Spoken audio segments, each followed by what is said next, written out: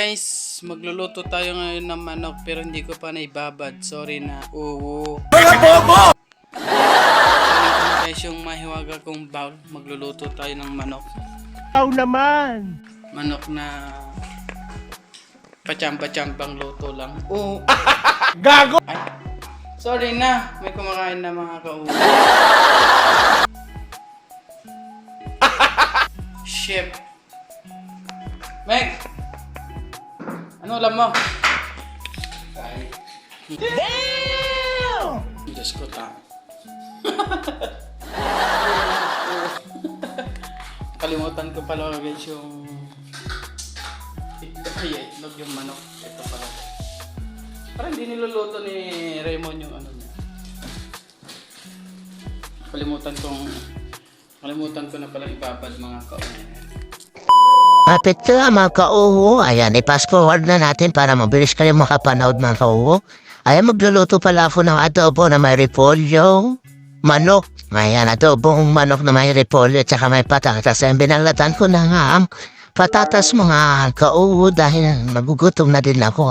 Siyempre, kailangan natin magluto na kaya naman ang humihingi lang tayo. Siyempre, minamarites na din tayo. Sana all. Sorry na. Ayan mga kauho, binalatan ko ay iniwa ko na nga pala yung patatas din, no? Pag mabilisan lang ito mga kauho. So itong mga video na ito mga kauho, sana hindi kayo magsama kasi mahahaba ang video ko. 5 minutes lang naman ito mga kauho, ayan na. Ayan na mga asin na mantika, dato puti, soy, inubasan ko na nga rin pala yung mga gamit dyan mga kauho. Ayan nga, pinaliktad ko na rin yung camera. So, ayan mga kauho, nakita nyo parang pag-iwan ng repolyo kauho. Dahil, ayan, pamadali lang, iniwa ko na maninipis para mabilis lumambot pa. Ilabay na natin mamaya yan mga kauho. Ayan, nagdulay yan. Ano na kami ni Boss Ronnie pala dyan mga kauho, nagsabay na kami. Kasi magluluto din siya ng itlog niya kauho. Itlog na binili niya pala, hindi Baliw kaya niya Sorry na. Ayan, tinatad ko na yung manok mga kauho. Pang mabilisan lang talaga ang pagtatad niya mga kauho.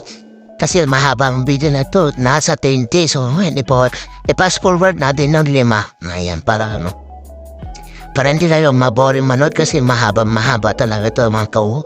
Ayan, inugasan mo na nga yung paglagyan ng sibuyas mga kauho. Ayan, hinati ko at binalik ko sa rep yung kalahati. Ayan, binalatan ko na rin mga kauho. Ayan, tapos na si Dos Choco na kumain. Ayan, naghugas na rin siya ng kinainan niya mga kauho. Sana all masipag maghugas ng kinainan na iyan.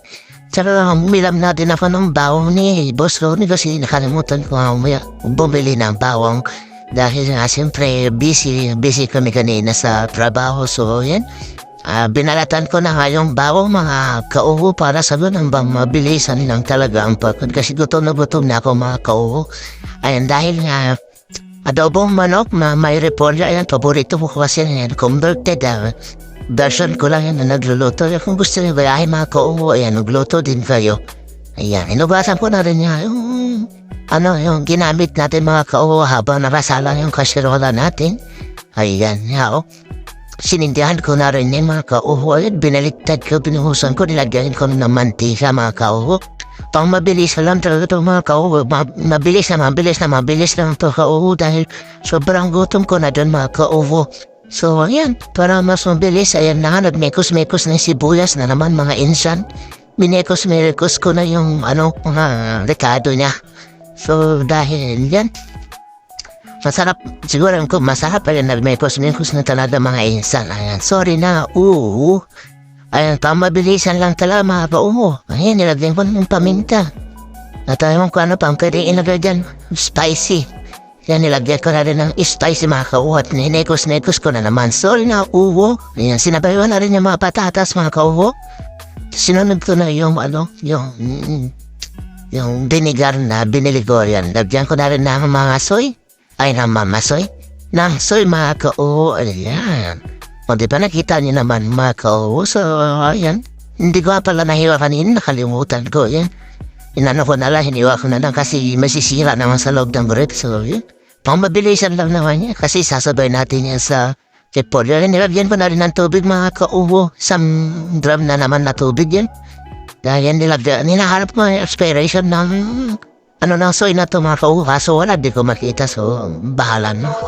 Hindi naman yan may expert, di naman tayo ano. Kaya nagtapon muna ako ng basura mga kauho pala no, dahil hanapuno na yung basura namin, ayan. Lumabas ako, yun, tinapon ko na yung basura. Ayan po, pagbalik na rin ako, kaya sorry na, uho. Nilagyan ko na rin ng magic sarap kasi baka malasap natin kung gaano kasarap ang luto natin, ayan. Well, malapit na maluto ang mating adobong manok na, and thank you guys, God bless.